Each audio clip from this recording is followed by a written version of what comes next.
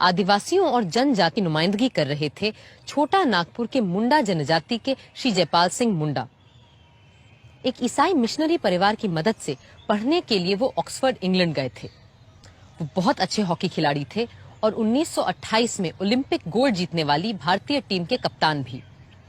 आदिवासियों के लिए आरक्षण के मुद्दे को उन्होंने सभा के सामने पूरे जोर से रखा। As far as properties are concerned, we ought to provide for restrictions in public interest for the protection of minority and backward groups. Absolutely. And this is very important. Very, very important.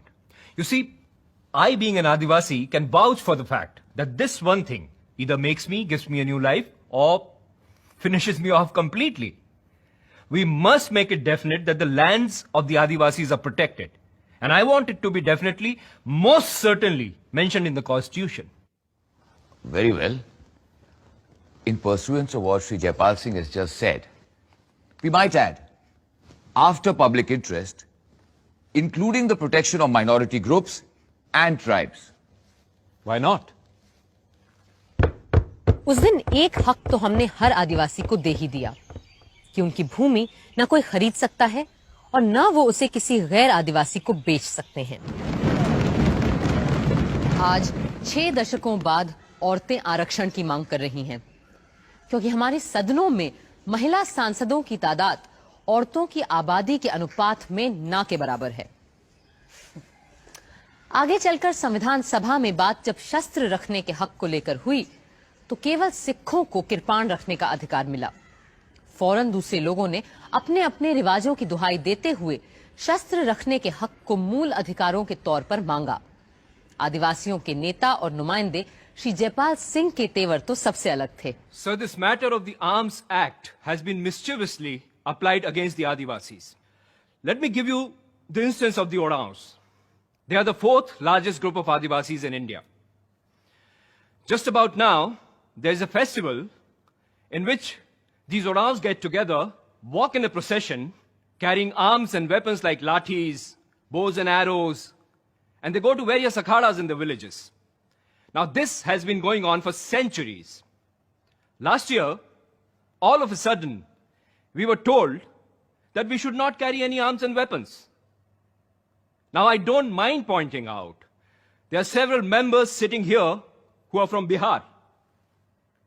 They won't be able to get back to their homes if they're not escorted by these people with arms.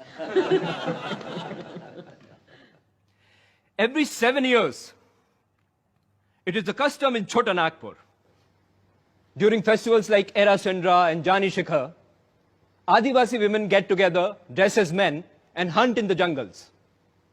Now, this is the only occasion that allows these women to show their masculine prowess naturally. So they love to dress as their men do. They love to carry arms and weapons like their men do. Arms like lathis, bows and arrows, bhalas, and so forth. But according to this particular article in the Constitution, my fear is that upon seeing these women walking into the jungles with arms in their hands, the government might interpret that they were getting together for some kind of dangerous purpose. And I propose to accept his amendment. So the matter may be postponed until then.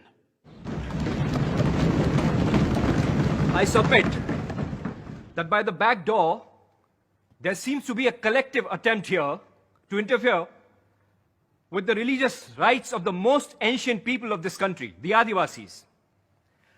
I remember during our discussions in the advisory committee, Maulana Azad was pleased to put a direct question to me. And his question was, क्या ये मजहबी चीज है? Is this a religious matter?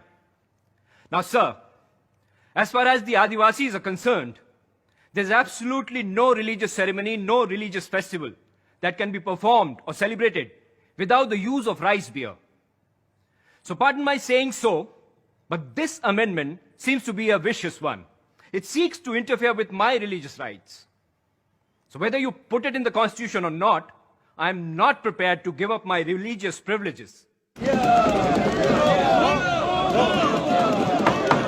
छोटे अल्पसंख्यक समुदायों की भाषाओं के अपने दावे थे, जैसे कि आदिवासियों की भाषाएं। Mr. President, So I feel that I would not be discharging my duties properly if I didn't plead to the House that in Schedule 7A, some of the Adivasi languages, which are spoken not just by a few, but literally by millions, should also be included.